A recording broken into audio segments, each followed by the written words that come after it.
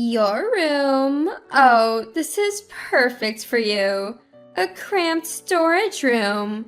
Just what a poor person deserves. Sister-in-law and my husband laughed mockingly as they showed me the room.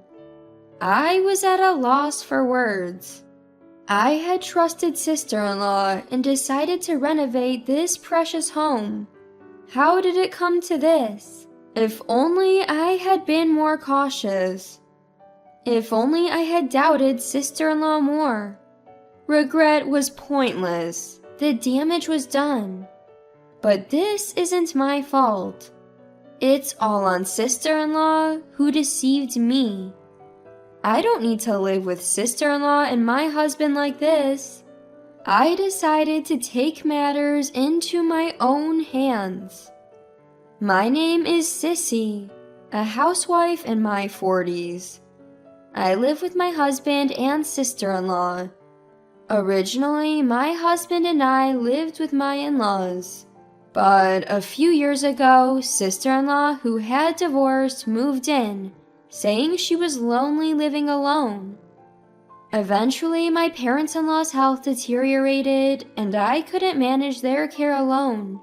So we had to send my parents-in-law to a nursing home, leaving me, my husband, and my sister-in-law to live together. When my parents-in-law moved to the nursing home, I had a big fight with sister-in-law. This house is mine, inherited from my father to live with my parents-in-law. Now that my parents-in-law are gone, I wanted sister-in-law to leave. But my husband and sister-in-law strongly opposed. You can't kick her out now. We've lived together for so long. They argued and I couldn't refute them. So I had no choice but to continue living with sister-in-law. Why did I want to kick her out? Because she's been unemployed since her marriage. She doesn't even work part-time, just lives off money from my parents-in-law. I've never seen her contribute to household expenses.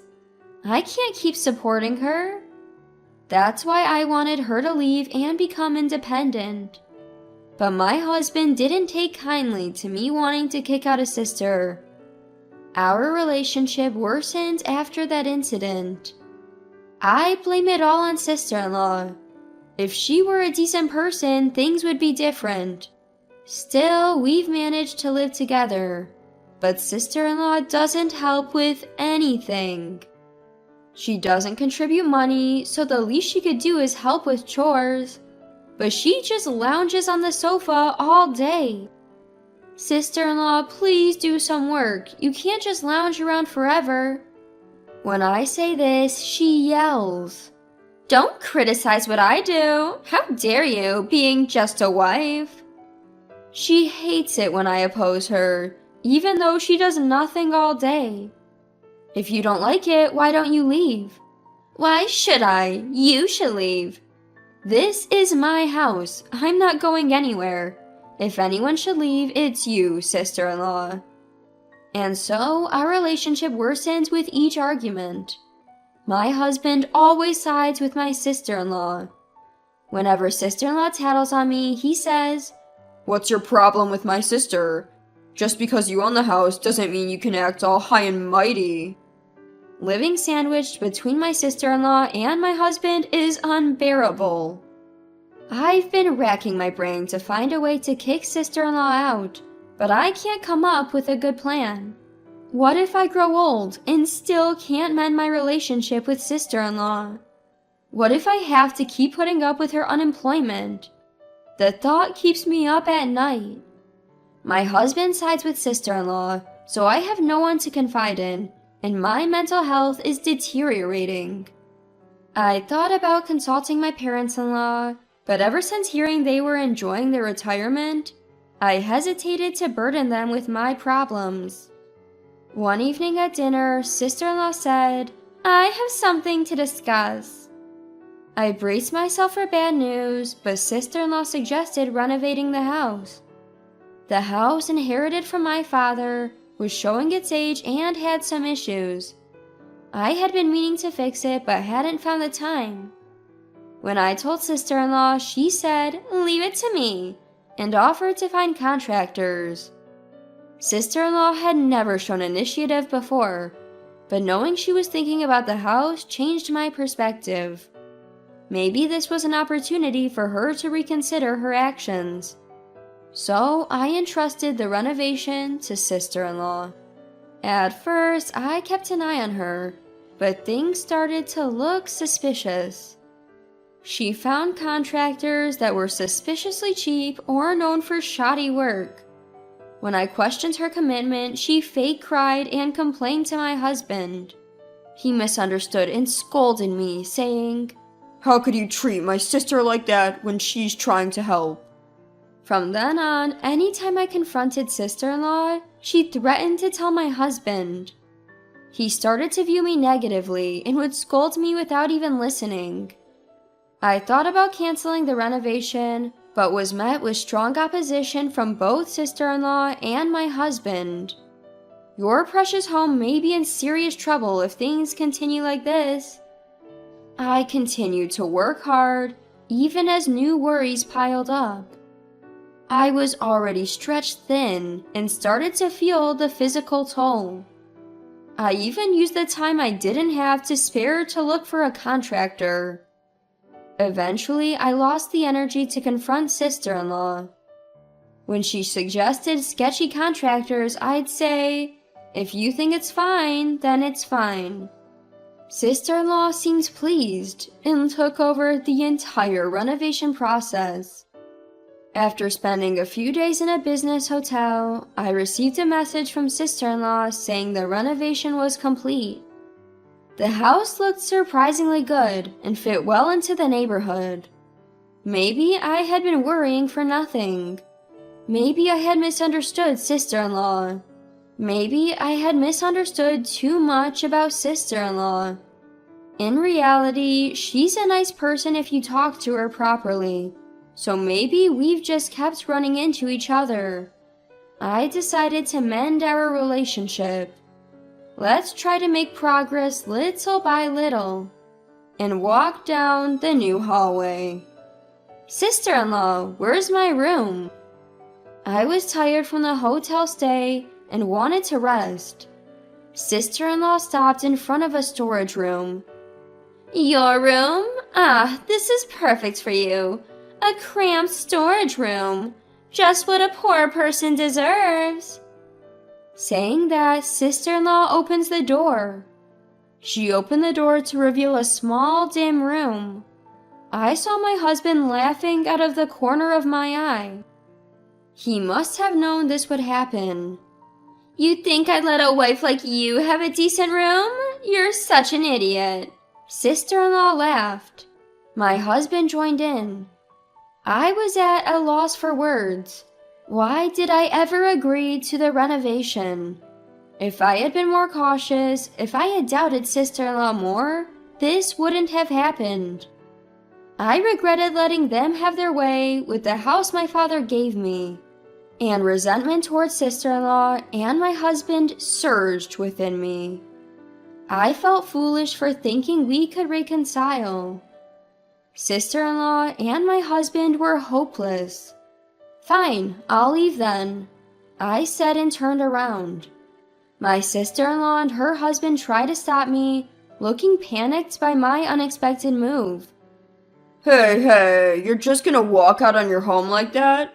This is your family home, isn't it?" "Yeah, if you leave, this house will be ours, fair and square." "What are you talking about? If I leave, I'm selling the house." Hearing this, both of them gasped in disbelief. Unbelievable. They didn't even understand something so basic. This house was bought by my father and passed down to me. I'm the legal owner. It's my call whether to sell the house or not.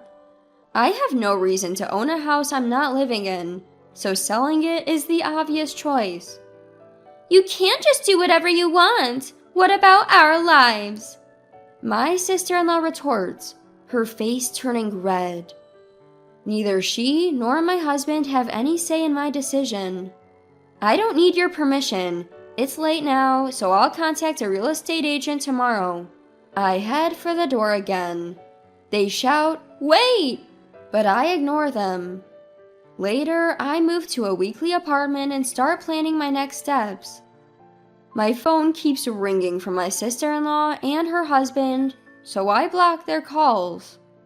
Idiots who don't even understand their own situation.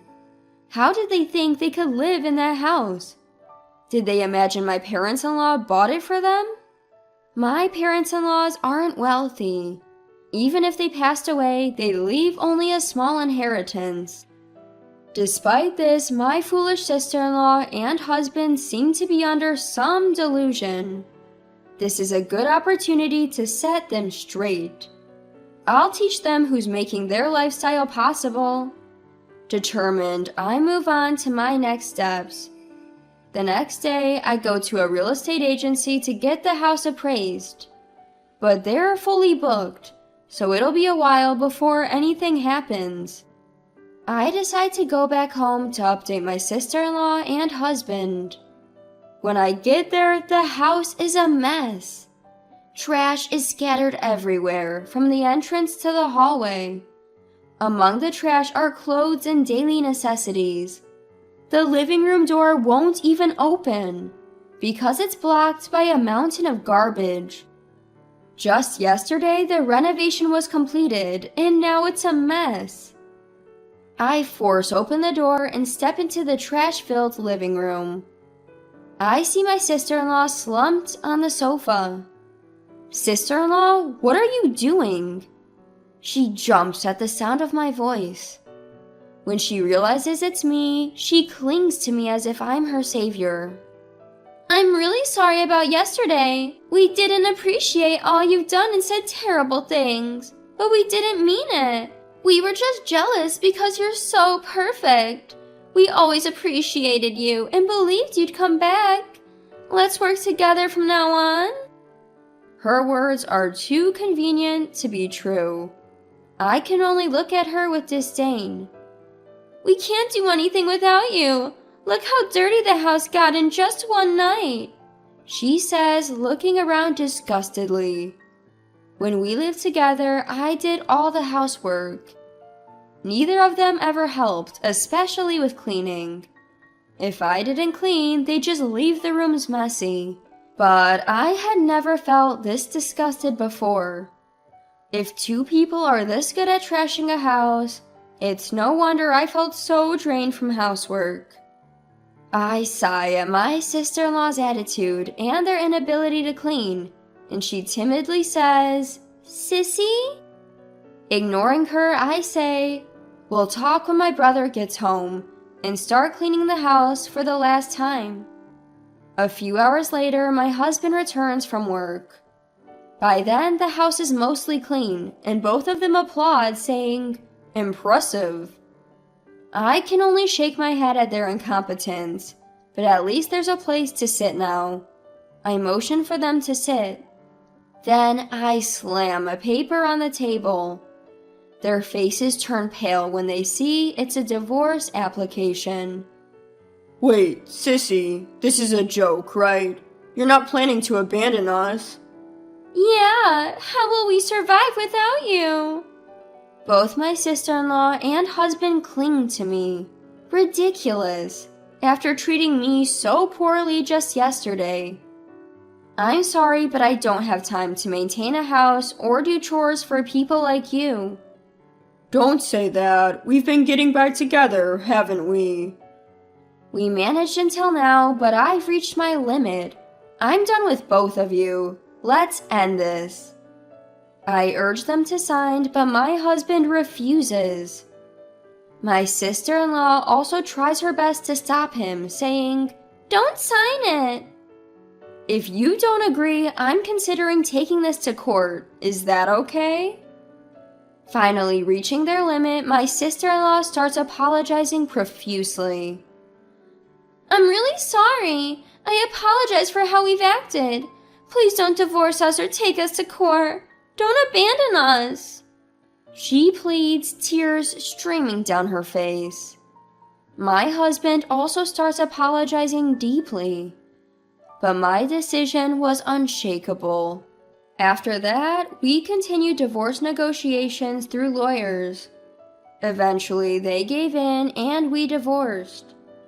Because of their treatment of me, it was a fault-based divorce, and I received compensation.